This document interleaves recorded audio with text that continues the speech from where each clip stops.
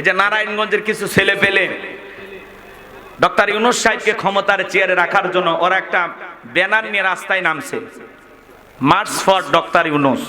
কথা কি বুঝতে পারতেছেন? ওনারা বলতেছে কিসের নির্বাচন? এই দেশের মানুষ 15-16 বছর ভোট দিতে পারেনি, এই আফসোস তাদের ছিল বিগত সরকার থাকার সময়। কিন্তু ডক্টর ইউনূস ক্ষমতায় আসার পরে মানুষ এখন ভোট দেওয়ার কথা ভুলে গেছে। মানুষ বলতেছে ডক্টর ইউনূস কিছুদিন ক্ষমতার চেয়ারে থাক, এরপরে আস্তে ধীরে নির্বাচন করা লাগে।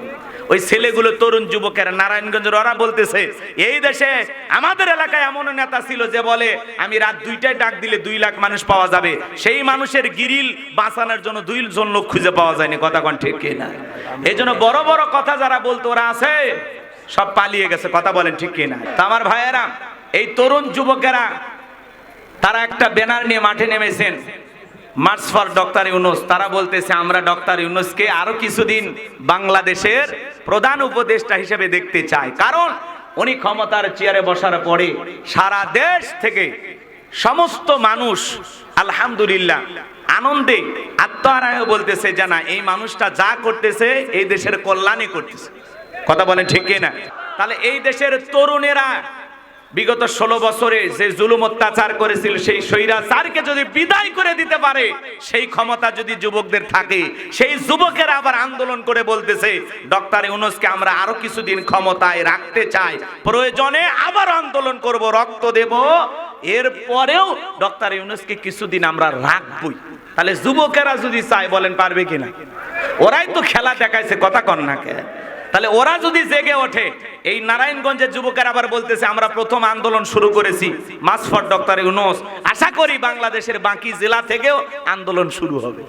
আসলে সাধারণ মানুষকে যখন জিজ্ঞাসা করা হয় ইউনূস সাহেব ক্ষমতায় থাকাতে আপনারা কেমন, বলে আলহামদুলিল্লাহ। কই কিছুদিন যদি থাকে সমস্যা? কয় না না, ভোট ছাড়া ওরা 16 বছর থাকতে পারলে ইনি 5 বছর থাকতে সমস্যা কোথায়? কথা কি বোঝেন? মানুষের আবেগ আছে তো, রাগ করতেছেন নাকি আপনারা? তো কষ্ট মনের মধ্যে নেবেন না।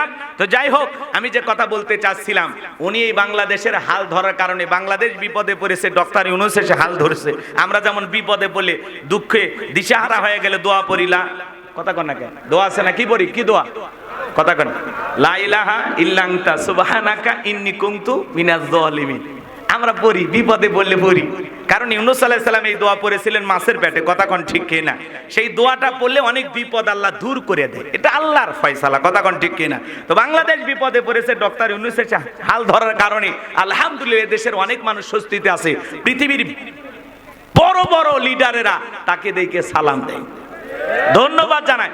ডক্টর ইউনূস সাহেব দেখলেন না ব্যাংককে গেছে, নরেন্দ্র মোদী দাঁড়াইয়া কি করতেছে? দাদা কথা কয় না কেন?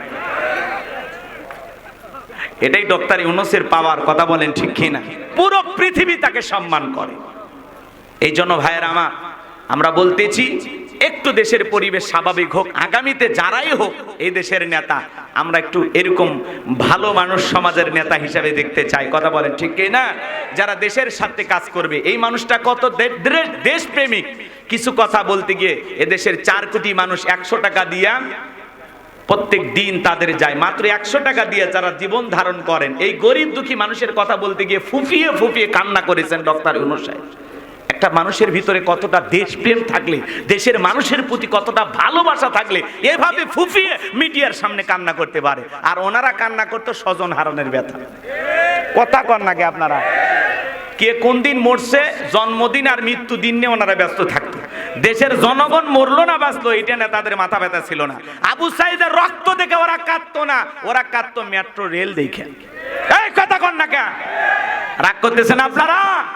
রাগ করবেন না, মন খারাপ করবেন না বাজান।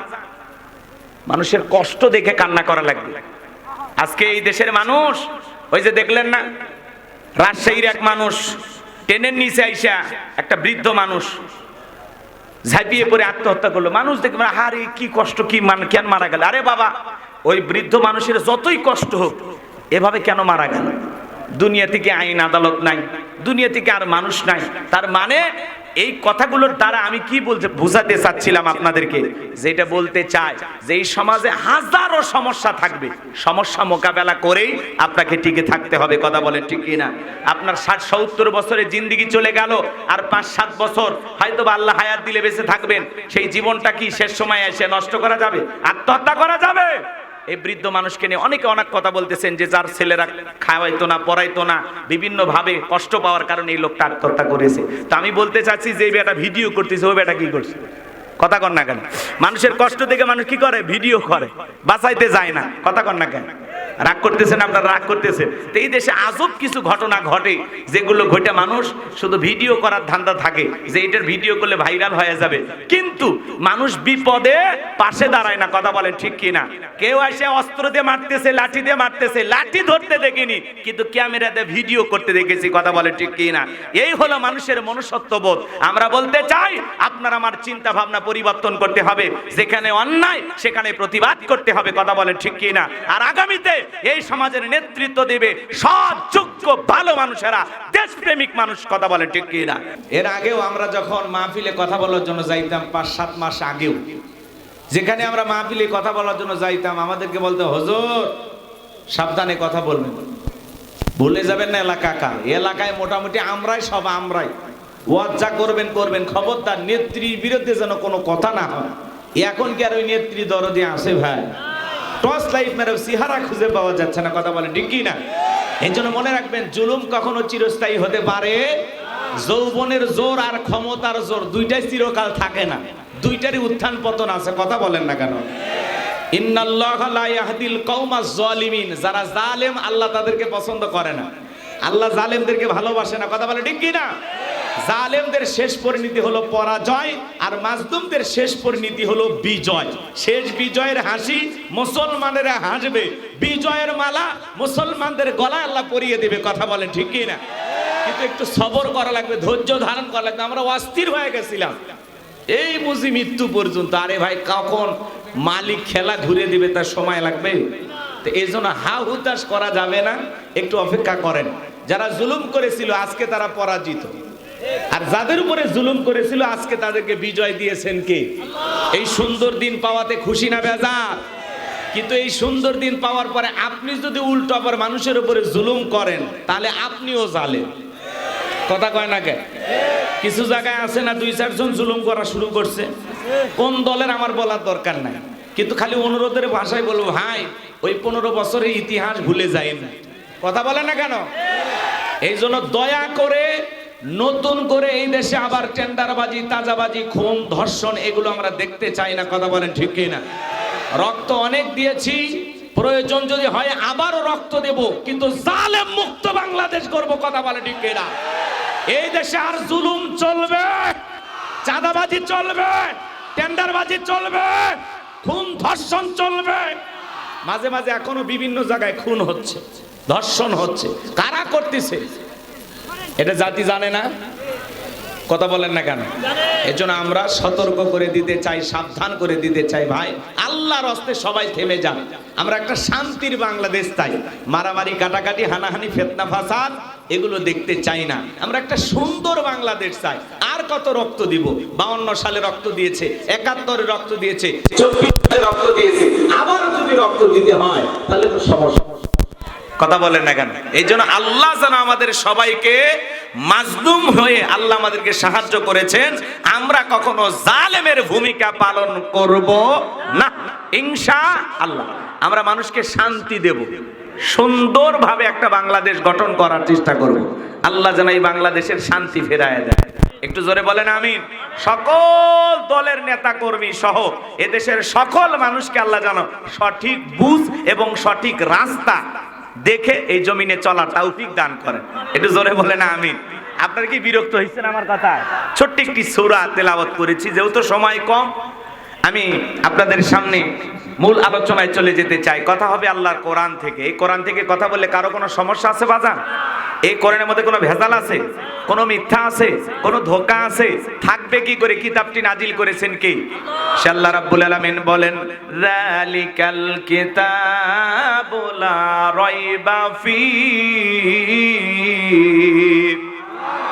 আমার আল্লাহ রাব্বুল আলামিন বলেন এটি এমন একটি কিতাব যেই কিতাবের মধ্যে কোনো সন্দেহ নাই, কোনো সংশয় নাই, কোনো মিথ্যা নাই, কোনো ধোঁকা নাই। There is no doubt. বলুন আল্লাহু আকবার।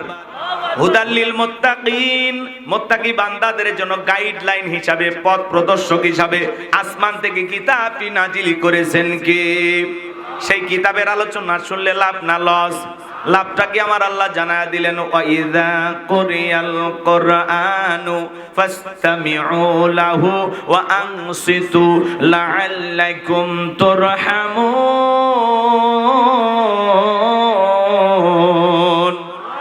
সূরা আরাফ আয়াত নাম্বার 204। আমার আল্লাহ রাব্বুল আলামিন জানিয়ে দিলেন, তোমাদের সামনে যখন কোরআন পাঠ করা হয়, কোরআনের আলোচনা করা হয়, চুপ করে কান লাগিয়ে মনোযোগ সহকারে কোরআনের কথাগুলো শ্রবণ করো। যারা চুপচাপ কোরআনুল কারীমের কথাগুলো শ্রবণ করবে, আমার আল্লাহ রাব্বুল আলামিন আসমান থেকে তাদের উপরে আল্লাহ রহমত বৃষ্টির মতো নাজিল করবেন। বলুন সুবহানাল্লাহ। তাহলে কোরআনের কথাগুলো শুনলে লাভ না ক্ষতি? লাভটা কি আমার আল্লাহ বলেন, ওয়াযাক্কির ফা ইন্নায যিকরা তানফাউল মুমিনিন। সূরা জারিয়ার 55 নাম্বার আয়াত। আল্লাহ ডেকে বলেন, যারা আমার মুমিন বান্দা তাদের সামনে যখন কোরআন দেওয়াজ করা হয়, কোরআন থেকে বয়ান দেওয়া হয়, কোরআন থেকে উপদেশ দেওয়া হয়, এই কথাগুলো শোনার পরে আমার মুমিন বান্দাদের উপকারে আসবে। বলুন সুবহানাল্লাহ। তাহলে কথা হবে আল্লাহর কোরআন থেকে। সূরার নাম কাউসার। জোরে বলেন কি নাম? মোট আয়াত আছে 3টি, রুকু আছে 1টি। বিশ্ব নবীর মক্কার জিন্দেগিতে আল্লাহ তাআলা এই সূরাটি নাজিল করেছেন। কোরআনুল কারীমের 108 নাম্বার সূরা। সকলের মুখস্থ আছে না নাই? অনেকে ভাবতেছেন হুজুর এই সূরা থেকে ওয়াজ করবেন, আগে যদি জানতাম আপনার মাহফিলে আসতাম না, এরকম ভাবতেছেন? আচ্ছা বলেন তো বাজান, পরিচিত পথে পথ চলতে সহজ হয় না কঠিন হয়? পরিচিত মানুষের সাথে কথা বলে ভালো লাগে না খারাপ লাগে? পরিচিত রাস্তায় পথ চলতে যেমন সহজ হয়, পরিচিত মানুষের সাথে কথা বলে যেমন ভালো লাগে, বক্তা যদি পরিচিত আয়াত বা সূরা থেকে আলোচনা করে সেইটা শুনে আরো বেশি ভালো লাগে। কারণ যেই জিনিস যত বেশি জানবেন তাতে চর্চা কমে না বাড়ে। সূরা কাউসারের তাফসীর হয়তোবা আপনারা যেভাবে জানেন, আমি হয়তোবা সেভাবে জানি না। আজকে আমি যেভাবে বলবো হয়তোবা আপনি সেভাবে শোনেন নাই। কথায় আছে না, এক একটা ফুলের এক একটা সুঘ্রাণ। এজন্য শুরু করতে দেন, মজা পাবেন ইনশাআল্লাহ। সকলে একটু জবান ছেড়ে মহব্বতে আমার সঙ্গে তেলাওয়াত করুন। আউযু বিল্লাহি মিনাশ শাইতানির রাজীম। বিসমিল্লাহির রাহমানির রহিম। বিতাড়িত মুর্দা শয়তানের কাছ থেকে, অভিশপ্ত ইবলিসের কাছ থেকে আল্লাহ তাআলার কাছে আশ্রয় প্রার্থনা চাচ্ছি। পরম করুণাময় দয়ালু আল্লাহ তাআলার নামে শুরু করছি। সকলে জবান ছেড়ে আমার সঙ্গে তেলাওয়াত করুন। ইন্না আ'তাইনাকাল কাউসার ফাসাল্লি লিরাব্বিকা ওয়ানহার ইন্না শানিয়াকা হুয়াল আবতার। আল্লাহু আকবার। যে কোনো আয়াত বা সূরার তাফসীর করতে হলে কোন প্রেক্ষাপটে কোন সময় আল্লাহ তাআলা সেই সূরাটি বা আয়াতটি নাজিল করেছেন, সেই নাজিলের প্রেক্ষাপট জানার দরকার আছে না নাই? আরবিতে বলা হয় শানে নজুল। যদি শানে নজুল আলোচনা করা হয় তাহলে তাফসীর বুঝতে সহজ হয়। যেহেতু লিখেছেন তাফসীরুল কোরআন মাহফিল, আলোচনা তাফসীর ভিত্তিক হওয়া দরকার আছে না নাই? কথা কি বোঝেন আপনারা নাকি রাগ করেন? তাহলে সূরা কাউসার আল্লাহর হাবিবের উপরে কোন প্রেক্ষাপটে কোন সময় আল্লাহ তাআলা নাজিল করেছেন, সেই নাজিলের সময়কালটা কেমন ছিল, প্রেক্ষাপটটা কেমন ছিল, একটু জানার দরকার আছে না নাই? আমি কি বলবো? রাগ করবেন না তো ইনশাআল্লাহ? একটা তাকবীর দেন জোরে সোরে। লিল্লাহি তাকবীর, লিল্লাহি তাকবীর। সম্মানিত ভাইয়েরা আমার, বিশ্ব নবীর প্রিয় সাহাবী হযরত আনাস রাদিয়াল্লাহু তাআলা বলেন, নবীজি কাবার হাতিমে হেলান দিয়ে বসা। আমি তাকায় দেখি নবীজির মনটা ভীষণ খারাপ, মুখটা মলিন, চোখের কোনা দিয়া অশ্রু ঝরতেছে। হযরতে আনাস ডেকে বলেন, কিছুটা সময় অতিবাহিত হয়ে যাওয়ার পরে আমি তাকায় দেখি আমার নবীজি মুস্কি মুস্কি হাসতেছেন। বলুন সুবহানাল্লাহ। হযরতে আনাস ডেকে বলেন, নবী গো, এই মাত্র দেখলাম মনটা খারাপ, মুখটা মলিন, চোখের কোনা দিয়ে অশ্রু ঝরতেছে, আবার কেনই বা মুস্কি মুস্কি হাসেন? আপনি কেন হাসেন? এর পেছনে রহস্য আছে না নাই? নবীজির কান্না করার কারণ হলো নবীজির কলিজার টুকরা ছেলে সন্তানগুলো জন্ম নেয় আর এক এক ছেলে সন্তানগুলো মারা যায়। আবুল কাসেম মারা যায়, আবু তাহের মারা যায়, ইব্রাহিম মারা যায়। বাবা হিসাবে নবীর মনেও কষ্ট লাগে কিনা? ছেলেগুলো জন্ম নেয় আর এক এক মারা যায়। আমার কথা একটু সহযোগিতা করবেন, আমি করবো ওয়াজ, আপনারা দেবেন আওয়াজ, জবাব দিবেন ঠিক ঠিক, আলোচনা হবে কমপ্লিট। শ্রোতাদের স্পিরিটে বারে বক্তার হিট, আলোচনা হবে জায়গা মতো ফিট। আগে বলতাম কিছু আছে প্যান্ডেলে, কিছু আছে অ্যাঙ্গেলে, এখন আর অ্যাঙ্গেলে না, যা বলবো সব ডাইরেক্ট। অ্যাঙ্গেলে বলার দিন শেষ, ডাইরেক্ট বলার বাংলাদেশ। কথা বলে ঠিক কি না? ভয় আছে? তাহলে একটু কথা বলে সহযোগিতা করেন। আপনারা সবাই পুরুষ মানুষ, তো একটু জোরে সোরে আওয়াজ দিয়ে বুঝাইন যে আসলে আপনারা পুরুষ। সম্মানিত ভাইয়েরা আমার, দিল দিয়া কথাগুলো বোঝার চেষ্টা করবেন। নবীজির ছেলে সন্তানগুলো জন্ম নেয় আর একে একে ছেলে সন্তানগুলো মারা যায়। এই জন্য বিশ্ব নবীর মনটা বড় খারাপ। অন্যদিকে নবীজির কাছের চাচা নাম হলো আবুল আহাব, ডেকে বলে ভাতিজা, তোমার বংশে বাতি জ্বালানোর কেউ থাকলো না, তুমি একটা লেজ কাটা, তুমি একটা নির্বংশ, তুমি একটা হাত খুঁড়ে, জোরে কন্যা উজুবিল্লাহ। যদিও রসুলের চারটা কন্যা সন্তান জীবিত ছিল, কিন্তু ছেলেগুলো জন্ম নেয় আর একে একে মারা যায়। আর নবীজির কাছের চাচা হয়ে আবুল আহাব সমালোচনা করে। আপনারাই বলুন, আল্লাহ না করুক আপনার আমার সন্তান যদি মারা যায়, কাছের আত্মীয় স্বজনদের উচিত বিপদের দিনে সান্ত্বনা দেওয়া। বাবা তুমি সবর করো, ধৈর্য ধারণ করো, জীবন মৃত্যুর মালিক আল্লাহ। আল্লাহ সন্তান দিয়েছে, আল্লাহ নিয়েছে, মন খারাপ করো না। আল্লাহ যদি চায় বছর না ঘুরতে আবারও তোমাদের ঘর আলোকিত করে সন্তান দিতে পারেন, তিনি কে? কাছের মানুষদের উচিত বিপদের দিনে সান্ত্বনার বাণী শোনানো। কিন্তু বিশ্বনবীর চাচা আবুল আহাব এতটাই খারাপ, সান্ত্বনা দেওয়া দূরের কথা, বিশ্বনবীর মনে আঘাত দেয়, কষ্ট দিয়ে কথা বলে, ভাতিজা তুমি একটা লেজ কাটা, তুমি একটা হাত খুঁড়ে, তুমি একটা, তোমার বংশে বাতি জ্বালানোর মতো কেউ থাকলো না, তুমি একটা হাত খুঁড়ে। এই কথাগুলো বলে বিশ্ব নবীর মনটা ভেঙে দেয়। নবীজি যেন মনে মনে আরো বেশি কষ্ট পায়। আমার ভাইয়েরা, বিশ্ব নবীর ছেলে সন্তানগুলো কেন শিশুকালে মারা গেল? একটা ছেলে সন্তানও কেন জীবিত থাকলো না? আল্লাহ তাআলা এই পৃথিবীর জমিনে অনেক পয়গাম্বরকে পাঠিয়েছিলেন, তাদের সন্তান জীবিত ছিল যৌবন পর্যন্ত, প্রাপ্ত বয়স হওয়া পর্যন্ত, কিন্তু বিশ্ব নবীর একটা ছেলে সন্তানও কেন জীবিত থাকলো না? আল্লাহ তাআলা কেন তাদেরকে শিশুকালে উঠিয়ে নিলেন? এর পেছনে কারণ আছে না নাই? নবীজির ছেলে সন্তানগুলো শিশুকালে বিদায় নেওয়ার পিছনে কারণ আছে তিনটি। জোরে বলেন কয়টি? নবীর উম্মত হিসেবে জানতে মনে চায় না কি সেই তিনটি কারণ, কি সেই তিনটি রহস্য? কারা কারা শুনবেন দুই হাত তুলে আল্লাহকে দেখান। লিল্লাহি তাকবীর, হাত নামান। সম্মানিত ভাইয়েরা আমার, এখনই যদি আমি তিনটি কারণ বলা শুরু করি তাহলে 3 নাম্বার আয়াতের আলোচনা করা লাগবে। আমি কি 1 নাম্বার আয়াত বাদ দিয়ে 3 নাম্বারে যাব, নাকি আস্তে আস্তে শুরু করা যাক? ধৈর্য আছে তো ভাই? ধৈর্য আছে তো ইনশাআল্লাহ? সম্মানিত ভাইয়েরা আমার, দিল দিয়ে কথাগুলো বোঝার চেষ্টা করবেন।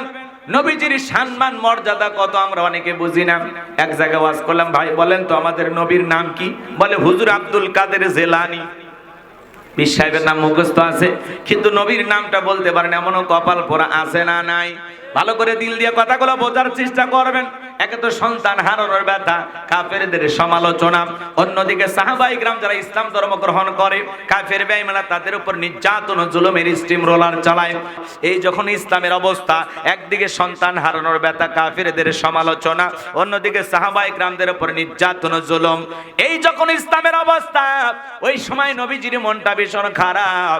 নবীর যখন মন খারাপ, নবীকে সান্ত্বনা দেওয়ার দায়িত্ব কার? আরেকটু চিল্লায় বলেন কার? আমার আল্লাহ ডেকে বলে, জিবরাইল আমার বন্ধুর মা নাই, বাবা নাই, আমি স্যার আমার বন্ধুর কেউ নাই রে জিবরাইল। আর করিস না দেরি, লাহু মাহফুজ থেকে সূরা কাউসার নিয়ে যায় আমার বন্ধুর উপরে নাজিল কর তাড়াতাড়ি। বলুন আল্লাহু আকবার। নবী আমার ডেকে বলে, আনাস আমার মনটা কেন খারাপ, আমার কষ্ট পাওয়ার কারণ কি তোমরা জানো? কিন্তু আমার এই মাত্র মুস্কি হাসি দেওয়ার কারণ হলো আসমান থেকে এই মাত্র জিবরাইল এসে আমার উপরে সূরা কাউসার নাজিল করলো। চিৎকার মেরে বলুন সুবহানাল্লাহ। বিশ্ব নবী তখন মুস্কি মুস্কি হাসলেন আর সাহাবায়ে কিরামদের সামনে সূরা কাউসার তিলাওয়াত করে শুনিয়ে দিলেন। সবাই জবান ছেড়ে আরেকবার আমার সঙ্গে তেলাওয়াত করুন। আমার আল্লাহ বলেন, ইন্না আ'তাইনাকাল কাউসার, ইন্না আ'তাইনাকাল কাউসার ফাসাল্লি লিরাব্বিকা ওয়ানহার ইন্না শানিয়াকা হুয়াল আবতার। আল্লাহু আকবার। আমার আল্লাহ রাব্বুল আলামিন ডেকে বলেন, ইন্না আ'তাইনাকাল কাউসার, অবশ্যই আমি আল্লাহ পাক আপনাকে হাউজে কাউসার দান করেছি। এই পৃথিবীর অন্য কোন নবী রাসূলকে আল্লাহ তাআলা হাউজে কাউসার দান করেন নাই। আপনার আমার নবীকে আল্লাহ তাআলা হাউজে কাউসার গিফট করেছেন, হাউজে কাউসার দান করেছেন। বলুন সুবহানাল্লাহ। ইন্না আ'তাইনাকাল কাউসার, নিশ্চয় আমি আল্লাহ পাক আপনাকে হাউজে কাউসার দান করেছি। এই হাউজে কাউসারের পানি দুধের মতো সাদা, মধুর চাইতে মিষ্টি, পানির মতো ক্লিয়ার। ওই কঠিন কিয়ামতের ময়দানে যেদিন বিচার দিবস কায়েম হয়ে যাবে, যেদিন সূর্য হাত মাথার উপরে চলে আসবে, জমিনটা হয়ে যাবে তামার জমিন, পাহাড় পর্বত নদী নালা খাল বিল বিল্ডিং ইমারত কোনো কিছু থাকবে না। কুল্লু মান আলাইহা ফান, এই পৃথিবীর জমিনের সবকিছু আল্লাহ তাআলা ধ্বংস করে দেবেন। ওই কঠিন কিয়ামতের ময়দানে যেদিন বেঈমানদের জিহ্বা নাভি পর্যন্ত ঝুলে আসবে, বিচার দিবসের একদিন হবে 50,000 বছরের সমান। যেদিন ভাই ভাইয়ের পরিচয় দেবে না, ইয়াউমা ইয়াফিরুল মারউ মিন আখি ওয়া উম্মিহি ওয়া আবি ওয়া সাহিবাতিহি ওয়া বানি, ওই কঠিন কিয়ামতের ময়দানে ভাই ভাইয়ের কাছ থেকে পালিয়ে যাবে, মাতা পিতা সন্তানদের কাছ থেকে পালিয়ে যাবে, স্বামী স্ত্রীর কাছ থেকে পালিয়ে যাবে, স্ত্রী স্বামীর কাছ থেকে পালিয়ে যাবে, সন্তানেরা মা বাবার কাছ থেকে পালিয়ে যাবে। ওই কঠিন কিয়ামতের ময়দানে আল্লাহর আরশের ছায়া ছাড়া আর কোনো ছায়া থাকবে না। ওই ছায়ার ভিতরে আল্লাহ তাআলা শাস্তির মানুষকে আশ্রয় দেবেন, শাস্তির মানুষকে আল্লাহ তাআলা ছায়া দান করবেন। ওটা হলো কিয়ামতের ময়দানে আল্লাহ তৈরি করা ভিআইপি গ্যালারি। সেখান থেকে তারা কিয়ামতের ফাইনাল খেলা উপভোগ করবেন। মানুষ দলে দলে পানি পানি বলে চিৎকার মারবে, বিশ্ব নবীর দিকে মানুষ দলে দলে রওনা করবেন। ওই সময় কিছু মানুষের চোখের সামনে আল্লাহ তাআলা পর্দার আবরণ তৈরি করে দিবেন। নবী আমার ডেকে বলবেন, আল্লাহ সংখ্যায় আমি আমার অনেক উম্মতকে দেখতে পাইলাম, কেন জানি সংখ্যাটা কমে গেল, বুঝতে পারলাম না। আমার আল্লাহ রাব্বুল আলামিন ডেকে বলে, বন্ধু পাইকারি দরে আপনি সবাইকে হাউজে কাউসারের পানি পান করাইতে পারবেন না।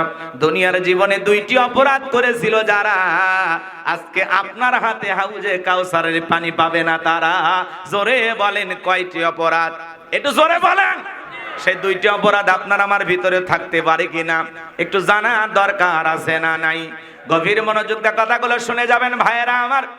বিশ্ব নবীর কাছে যখন হাউজে কাউসারের পানি পান করার জন্য মানুষ রওনা করবেন, নবী আমার হাউজে কাউসারের পিয়ালানে দাঁড়িয়ে থাকবেন। শোনেন শোনেন, হযরত আবু বকর পিয়ালাগুলো ভরায় দিবেন, মাঝখানে দাঁড়িয়ে থাকবেন হযরত ওমর বিশ্ব নবীর হাতে দিবেন।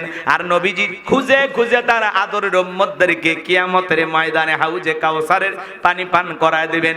নবীজির হাতে এক পিয়ালা হাউজে কাউসারের পানি পান করতে পারলে জান্নাতে ঢোকা পর্যন্ত তার আর তৃষ্ণা লাগবে না, তৃষ্ণা মিটে যাবে। বলুন সুবহানাল্লাহ। কিয়ামতের ময়দানে কারা কারা নবীজির হাতে হাউজে কাউসারের পানি পান করতে চান? 2টা হাত তুলে আল্লাহকে দেখান। আল্লাহ কিয়ামতের ময়দানে আমাদের সবাইকে নবীজির হাতে হাউজে কাউসারের পানি পান করার তৌফিক দান করুন। জোরে বলুন আমিন। আর একটু জোরে বলেন আমিন। সেই সৌভাগ্যবান ব্যক্তিদের তালিকা আল্লাহ আমাদের নামগুলো লিখে নেন। জোরে বলেন আমিন। কষ্ট হচ্ছে আপনাদের? বিরক্ত হইতেছেন? হাত নামান। হাউজে কাউসারের পানি চাইলেই তো পাওয়া যাবে না। কথা বলেন না কেন? সাবাটা তো মন থেকে হওয়া লাগবে। হাউজে কাউসারের পানি চাইলেই পাওয়া যাবে না। হাউজে কাউসারের পানি পান করতে গেলে একটু কষ্ট করা লাগবে। আমি আপনাদের এলাকায় আসলাম, একটা ছেলের হাতে কিছু চকলেট দিলাম, দিয়ে বললাম, বাবা এক পাতা পানি আনাম, একটু উজু বানাবো। ওই ছেলেটা পানি আনার জন্য মারছে দৌড়, মাঝখানে আসার খাইয়ে পইরে গেছে, হাঁটু ছিলে গেছে, রক্ত বের হয়ে গেছে। চকলেট থাকার কারণে উঠে দাঁড়াইয়া বদনা ভরিয়া পানি নিয়ে আমার সামনে হাজির। আমি তখন বললাম, বাবা এই পানি টান দিকে কষ্ট হয়েছে, মাঝখানে আসার খাইয়ে পইরে গেছো, ব্যথা পাইছো, রক্ত মেনায় বের হয়েছে। ওই ছেলেটা তখন চকলেট থাকার কারণে বলতেছে, আমি এরকম কত পরে যায়, আমার কিছুই হয় না। কথা কয় না? ওই চকলেট থাকার কারণে এই ছেলের ব্যথাকে ব্যথা মনে হচ্ছে না। কঠিন কিয়ামতের ময়দানে নবীজির হাতে এক বেলা হাউজে কাউসারের পানি যদি পান করতে পারেন, কিয়ামতের কঠিন দিন আপনার কাছে কঠিন মনে হবে না, আল্লাহ সহজ করে দিবেন। বলুন সুবহানাল্লাহ। কিয়ামতের কঠিন দিনে নবীজির হাতে এক বেলা হাউজে কাউসারের পানি আর আল্লাহর আরশের নিচে ছায়া যদি ভাগ্যে জুটে যায়, আপনি জান্নাতি, আপনারা টেনশন নাই। বলুন সুবহানাল্লাহ। এখন হাউজে কাউসারের পানি চাইলেই তো পাওয়া যাবে না, কাজ করতে হবে। কথা কয় না? কি করা লাগবে? কাজ করতে হবে। কাজ করা লাগবে দুইটি। জোরে বলেন কয়টি? দুইটা আঙ্গুল তুলে বলেন কয়টি? আল্লাহ তাআলা সেটা 2 নাম্বার আয়াতে জানিয়ে দিয়েছেন। সবাই আমার সঙ্গে পড়ুন।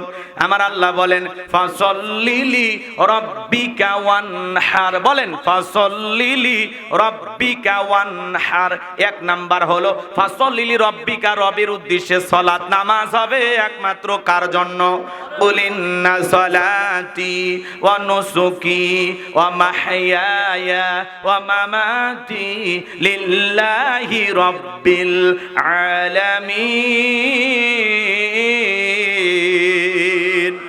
সূরা আনআম আয়াত নাম্বার 162।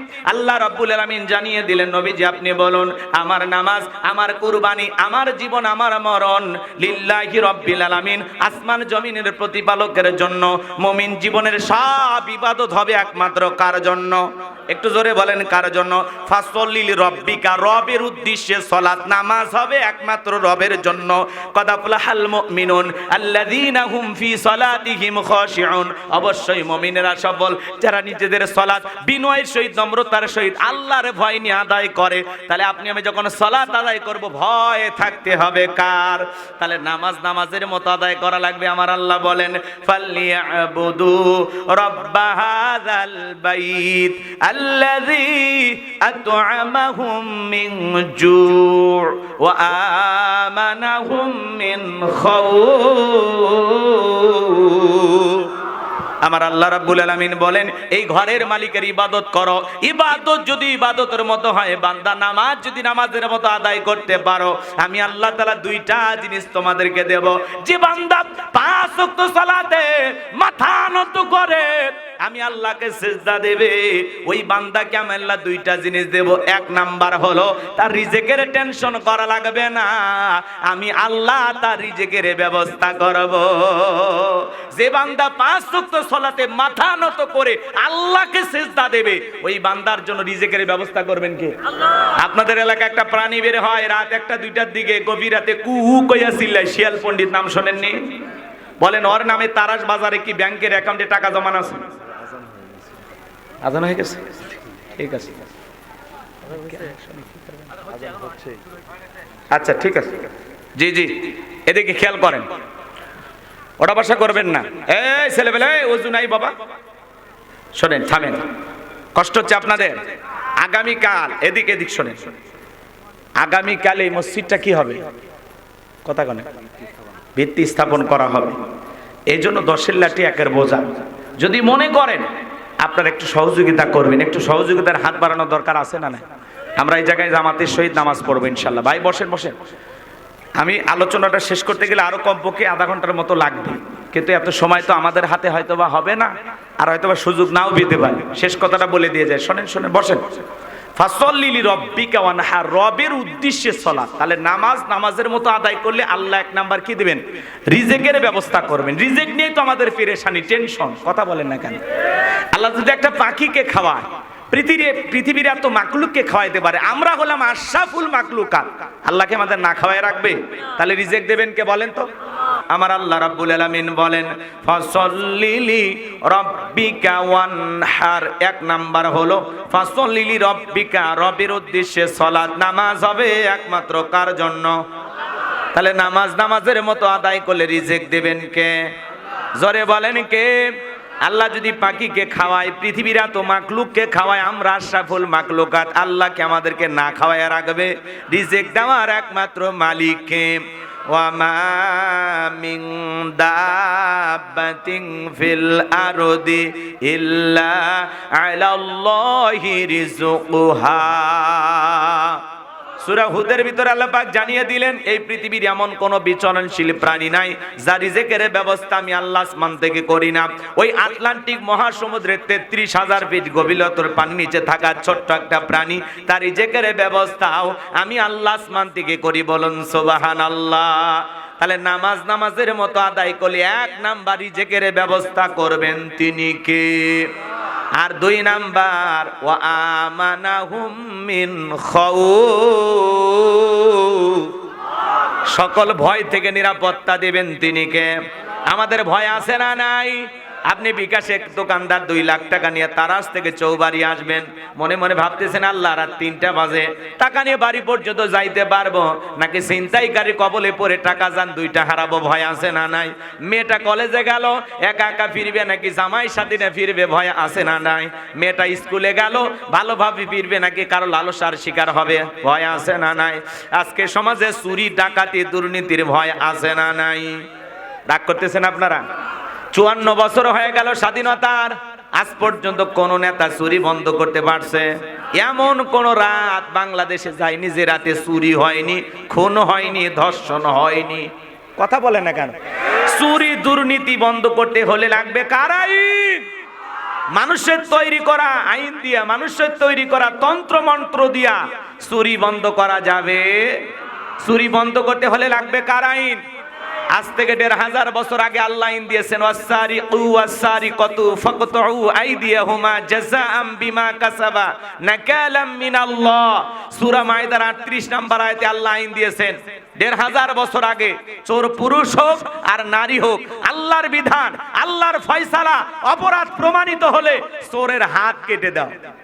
একটা চোরের হাত কেটে বাইতুল মুকাররমের সামনে নিয়ে এসে সোশ্যাল মিডিয়ার মাধ্যমে যদি আমরা ফালাউ করে প্রচার করতে পারতাম যে বাংলার পার্লামেন্টে আইন পাস করা হলো চুরি করলেই চোরের হাত কেটে দেওয়া হবে, একটা চোরের হাত কেটে দেন, বাংলাদেশের সমস্ত চোরেরা তওবা করে আল্লাহর ওলি হয়ে যাবে।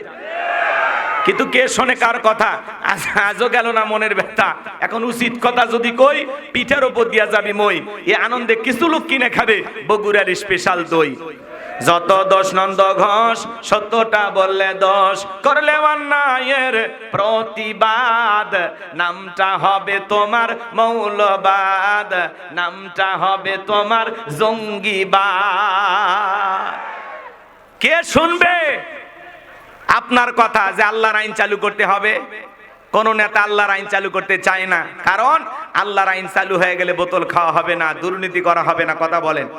সরিষাই ভূত। নেতা আল্লাহর আইন চালু করলে ও বলবে বাপরে বাপ, প্রথমে আমার হাত কাটা যাবে, কারণ এই হাত দিয়ে কোটি কোটি টাকা দুর্নীতি করে বিদেশে পাচার করেছে।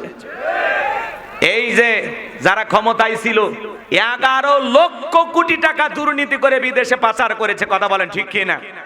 আজকে হাজার হাজার বিঘা জমি যারা জোর করে দখল করেছিল, ব্যাংকের অ্যাকাউন্টে টাকা বোঝাই করে রেখেছিল, আজকে আছে সব রেখে ফেলে গেছে। কথা কন না আপনারা?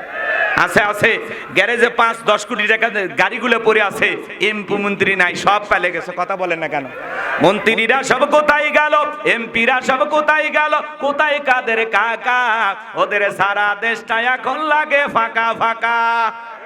পালাবো না, পালাবো না, পালাবো না, যাই না তাদের দেখা, ওদের সারা দেশটা এখন লাগে ফাঁকা ফাঁকা। আইন মন্ত্রী আটকে গেল আইনেরই ফাঁকে, দাড়ি সারা দরবেশটারে ভণ্ড ভণ্ড লাগে। শুনেছি ভাই কত নেতা নেত্রী খাইতেছে ভাই ডান্ডা, বিচারপতি কালামানিকের ফাটিয়েছে নাকি আন্ডা। এটা আমার খবর না, মিডিয়ার খবর। এই বিচারপতি শামসুদ্দিন মানিক আল্লামা সাইদি হুজুরকে মৃত্যুদণ্ডের রায় দিয়েছিল। আমরা বলতে চাই ওই বিচারপতি নামের কুখ্যাত কালামানিককেও ওই একই ট্রাইব্যুনালে মৃত্যুদণ্ডের রায় দিতে হবে।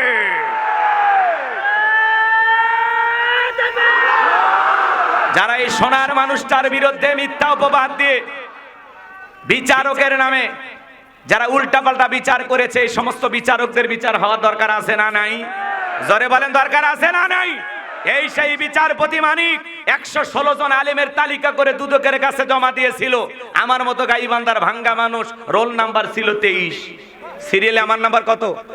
যারা আলেমদের তালিকা করেছিল আজকে তারা বিনা তালিকায় জেলখানায়। কথা বলেন ঠিক কিনা? এই খেলা কার? জোরে বলেন এই খেলার কার? পলকের ঝলক গেল থামিয়ে নেটের চাকা, ওদের সারা দেশটা এখন লাগে ফাঁকা ফাঁকা।